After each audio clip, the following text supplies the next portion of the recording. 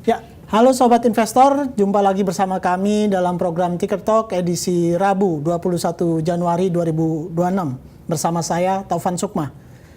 Sobat Investor, indeks harga saham gabungan atau IHSG pada perdagangan kemarin Selasa 20 Januari 2026 ditutup dengan menguat tipis sebesar 0,83 poin atau 0,01% menuju level 9.134,7.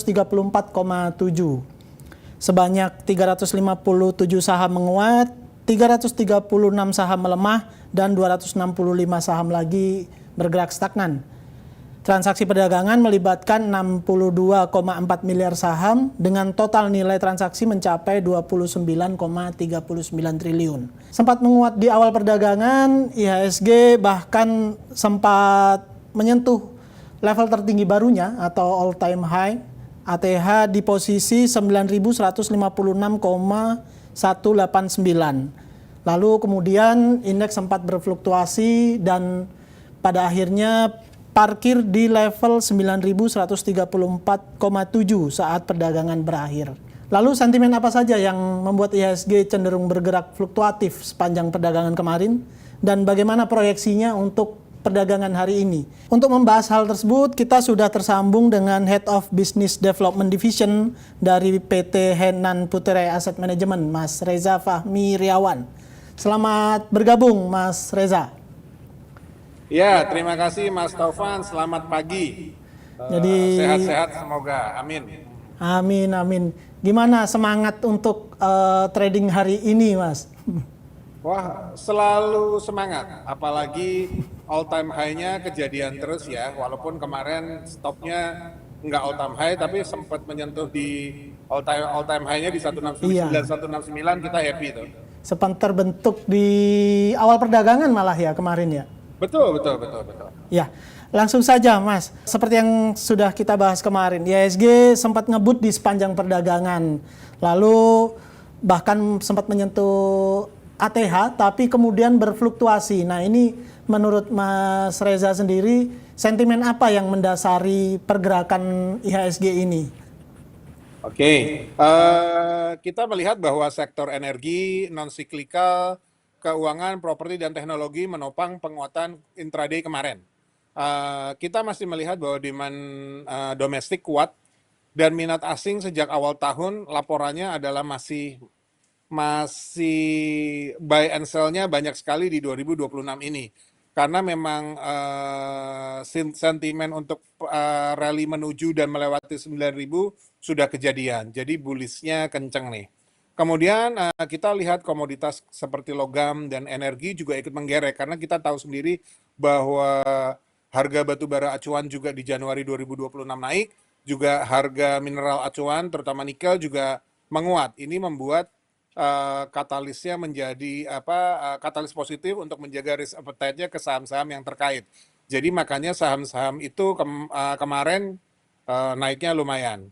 Kemudian terakhir adalah ekspektasi dari rapat Dewan Gubernur BI yang sepertinya itu akan menahan suku bunga sehingga itu akan menjaga daya tarik dan minat investor untuk tetap masuk ke bursa saham.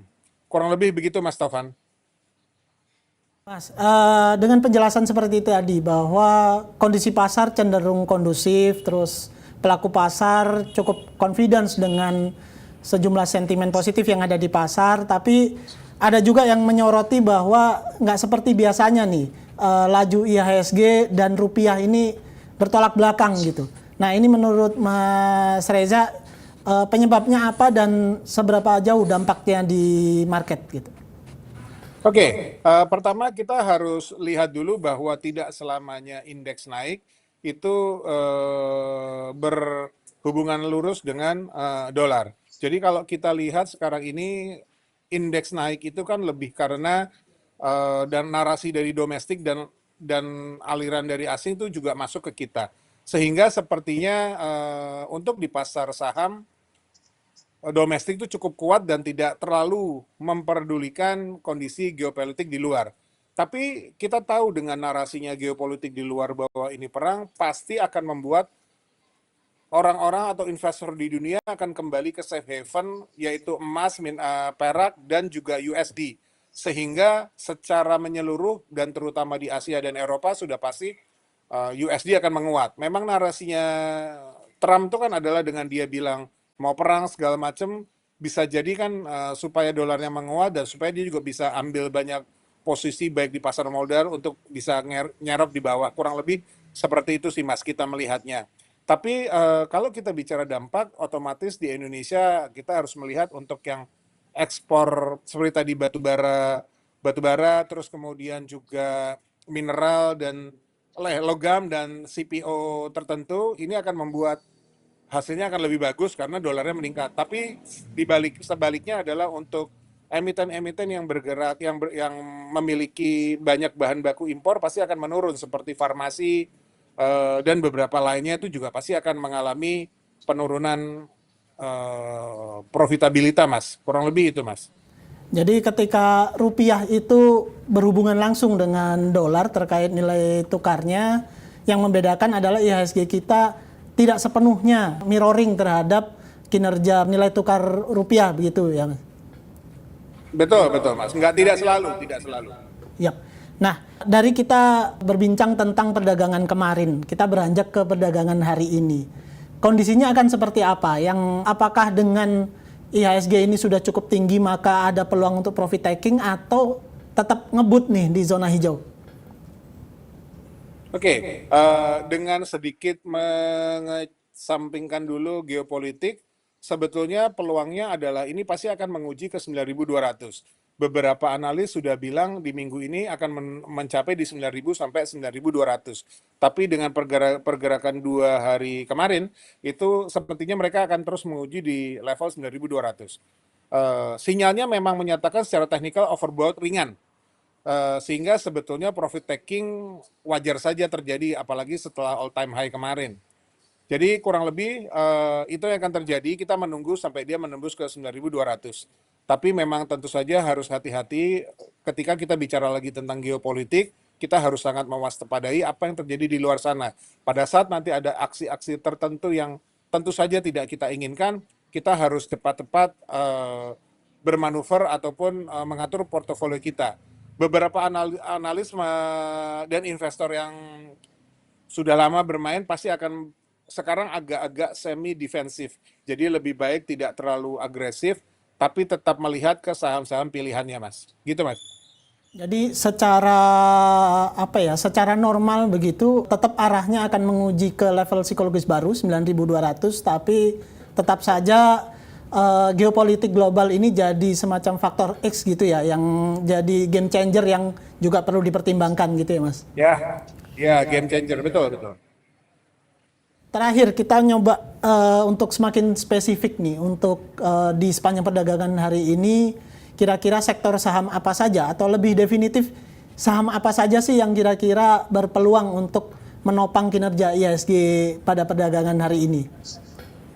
Ya, kalau secara umum pasti komoditas logam dan energi itu seperti kita sampaikan tadi akan sangat bagus karena harganya semakin naik sehingga animonya juga semakin tinggi, mengerek harga mereka akan semakin tinggi juga. Kemudian untuk big banks, seperti kita tahu narasi dari Pak Purbaya dan juga dari asing mulai banyak masuk ke big caps terutama big bank, itu juga menjadi sangat menarik.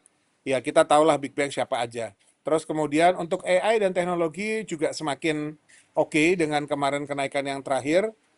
Properti beberapa cukup diuntungkan karena dengan suku bunganya dengan polanya Pak Purbaya untuk mendorong konsumsi ini, beberapa properti naik walaupun masih terbatas.